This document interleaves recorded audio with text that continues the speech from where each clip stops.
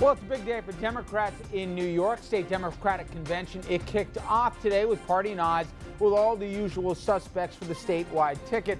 But new faces there, that guy, Governor David Paterson, now running the state committee, and there could be some backstage intrigue as maybe the progressive part of the party, not exactly crazy with their standard bearer. We're going to talk much more about that and head live to Long Island where Andrew is on the scene. And our legal team, they're back to weigh in on some of the nation's most shocking cases.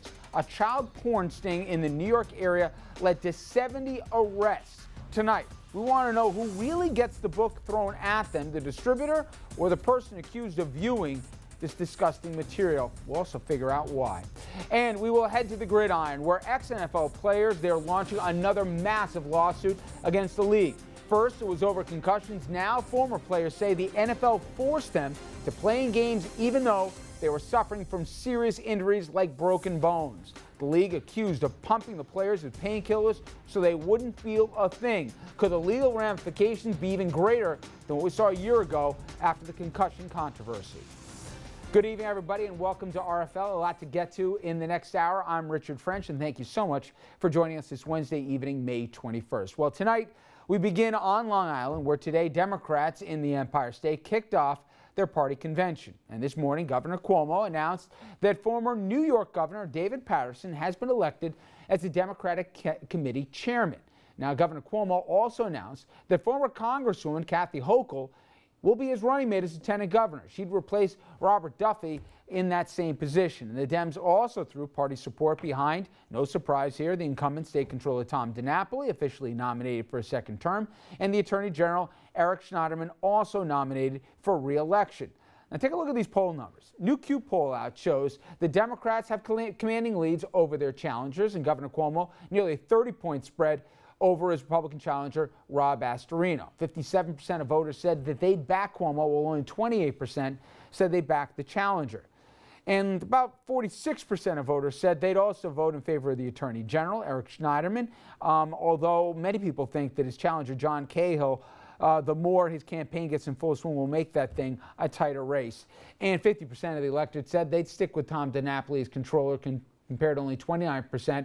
And especially, that's difficult since you have a big question mark there, since we don't know who, in effect, when the pollsters were asked, would be that person. We do know, though, that Bob Antonacci got the Republican nod last week, but his name recognition extremely small at the moment. Okay, so from the looks of the polls, Republicans trailing the Democrats huge in 3 statewide races. But there were some interesting numbers that also came out with additional polls. And I want to go to Long Island right now, where Andrew Whitman, our senior political correspondent, is joining us on scene. And Andrew, I gave the big numbers here, but there was also some other ancillary numbers that showed, hey, if there was a third party candidate, working party or whatever, this thing gets much closer. And it all comes back to really the theme of the progressive part of the New York Democratic electorate. Just how willing to go along with this governor will they be? I know you talked about that today.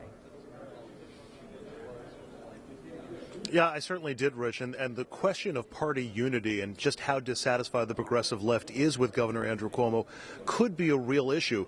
Andrew Cuomo nominated today by the convention. That was a bit of a surprise. It was earlier than expected, as was Kathy Hochul. Hochul as lieutenant governor. Kathy Hochul, a former one-term Buffalo area congresswoman who got a plus grade from the NRA when she was running for re-election in Congress, and also came out against driver's licenses for undocumented immigrants. Neither one of those are positions that are really going to be huge hits with the progressive base that you've been talking about, the ones who seem to be potentially the least satisfied with Andrew Cuomo, more so on fiscal matters than on policy matters instead. Now, we got into that with the 2 statewide nominated nominees for the New York State races today. The first one, the controller of the state, Tom Dinapoli. Lots of issues back and forth between Cuomo and Dinapoli, questions about their relationship, and also, of course, the public financing, which Dinapoli decided not to opt into, Governor Cuomo having his hands all over the decision to only make public financing available in the controller's race. We talked a little bit about that and also about Andrew Cuomo himself, and, of course, that question about progressive satisfaction with Andrew Cuomo when I spoke with Comptroller Dinapoli earlier today. Last week in Rye Brook, we heard from Republicans who said the state of New York economy is terrible, the state of New York's government is terrible, and you're one of the things that's holding back New York State. I take it you have a different point of view. Well, I quoted Al Smith in reacting to the Republican comments, no matter how thin you slice it, it's all baloney. The reality is when you look at the numbers objectively, New York is headed in the right direction on virtually all the economic indicators. Are we where we want to be? No. We're still digging out from the body blow of the Great Recession. There's more work we all have to do to promote jobs and growth and opportunity.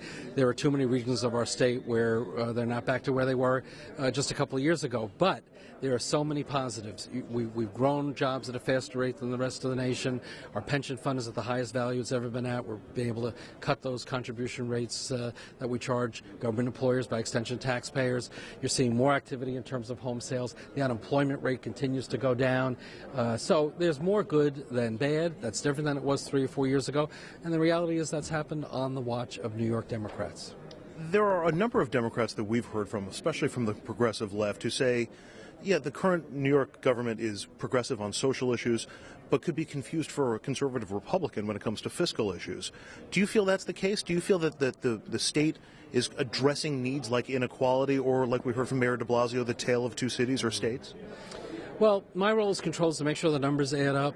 So we're always very careful to look at the issue of budget balance, look at the issue of long-term sustainability of our spending practices.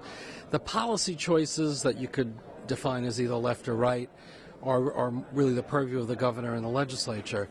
And I do think that part of the challenge of keeping a budget in balance is that we haven't had the resources to do everything we'd like to do on education, as an example, and certainly on many other programs. But I think that's what will be the focus of the races for the legislature this year, talking about that broader progressive agenda. What else can we do to move it forward? But I think that'll be the give and take that we'll see in November. As I said, as controller, my main responsibility is to make sure I have my own opinions, obviously, but as controller, we want to make sure the budget stays in balance. That's our first priority. Campaign finance reform in a very limited fashion coming into play this year in New York State, but only for your office. And you've chosen not to go into that public campaign finance system.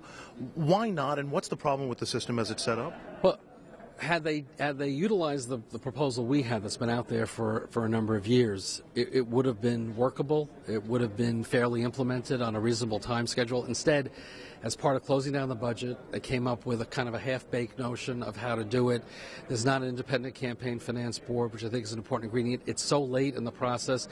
3.5 years into an election cycle, you're going to change the rules. And certainly for me, I think that would be just something that really is unfair. I even think for a challenger, since you don't have the system up and running right now, it's unclear as to how they're going to, and on what time frame, have access to that money.